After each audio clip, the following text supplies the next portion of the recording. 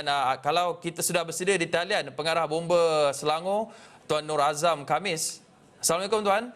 Waalaikumsalam warahmatullahi wabarakatuh. Tuan, ada sebarang mangsa yang terlibat ataupun butiran kejadian helikopter terhempas di Taman Melawati Ampang ni Tuan? Ya, okey. Kita Jabatan Bomba dan Malaysia Negeri Selangor telah menerima panggilan pada jam 11.47 pagi dan dimaklumkan dua helikopter telah berlaku dua helikopter telah terhempas di taman berhadapan Sekolah Jenis Kebangsaan Tamil, Taman Melawati.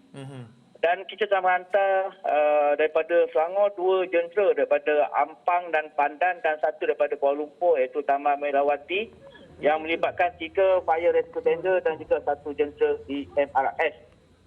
Hasil siasatan awal kita mendapati terdapat 4 orang mangsa, 4 orang mangsa sahaja dan kejadian tidak melibatkan orang awam. Untuk makluman, kejadian tidak melibatkan orang awam kerana helikopter tersebut jatuh terhempas di kawasan lapang berhampiran dengan berhadapan dengan taman tersebut. Tuan, daripada laporan awal yang diterima, bagaimana insiden ataupun kemalangan ini boleh berlaku Tuan? Menurut saksi awam yang berada di situ, mereka melihat helikopter tersebut seolah-olah berlanggar satu sama lain lah. Itu yang dimaklumkan di peringkat awal oleh saksi-saksi yang berada di situ dan mereka memaklumkan kepada anggota kami berkaitan dengan perkara tersebut. Tuan, bagaimana? Dan sekarang kita telah berjaya mengeluarkan keempat mangsa tersebutlah dan dalam proses untuk mengenal pasti identiti mereka. Tuan, bagaimana keadaan mangsa yang telah berjaya dikeluarkan berdasarkan pematian awal anggota keselamatan dan petugas yang berada di lokasi? Berdasarkan pada pematian awal anggota kita yang melaksanakan kerja-kerja menyelamat, kita dapati 2 mangsa tidak sedarkan diri dan 2 mangsa dalam keadaan sedar diri lah. Tuan, daripada identifikasi ataupun pematian secara fizikal, adakah mereka ini warga tempatan ataupun mungkin pelancong? Daripada segi fizikal tu nampak seperti seolah warga tempatan, tapi detail kita akan kenal pasti kemudian lah, sebab kita pun sedang untuk mendapatkan maklumat daripada mangsa ataupun daripada mana-mana yang berkaitan dengan mereka.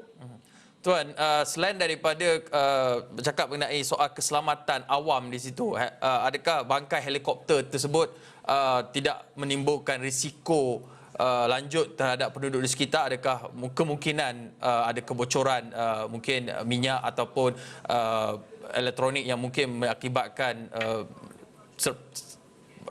letupan? Okey, kita telah menempatkan 3 fire rescue tender untuk apa-apa kemungkinan.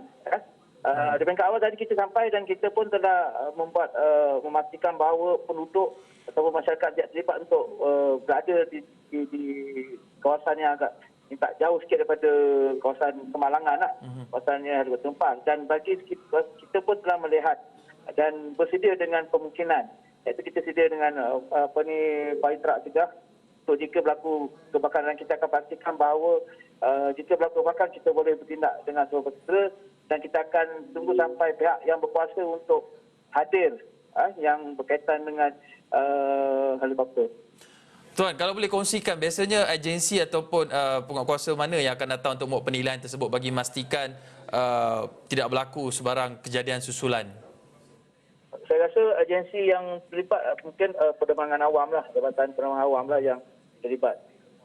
Tuan, dalam masa yang sama Tuan, daripada gambar yang kita lihat ataupun gambar daripada video dan yang tular di media sosial, kawasan itu agak dekat dengan penduduk. Berapa jauh perimeter yang ditetapkan oleh pihak berkuasa ataupun agensi penyelamat seperti Bomba untuk memastikan bahawa jarak antara crash site dengan orang awam itu selamat? Adakah berapa perimeter yang biasanya kejadian sebegini umumnya lazimnya akan menarik perhatian terutamanya di kawasan perumahan seperti ini Tuan? Okey, dalam kawasan yang berkaitan dengan perumahan, kita tengok juga keadaan lokasi helikopter tu dengan rumah lah. Sebab pada pematian tu kita boleh lihat agak jauh. Tapi kalau kita nak berkeadaan selamat dan juga untuk bersedia daripada segi kemungkinan jarak tu mungkin dalam 50 meter ke 100 meter. Tapi berdasarkan pada keadaan kita memang dapat pastikan bahawa kemungkinan untuk berlakunya kebakaran dan letupan itu mungkin tidak akan berlaku. Cuma kita minta pastikan kepada masyarakat supaya dapat jauh dan mengelakkan merokok atau sebagainya.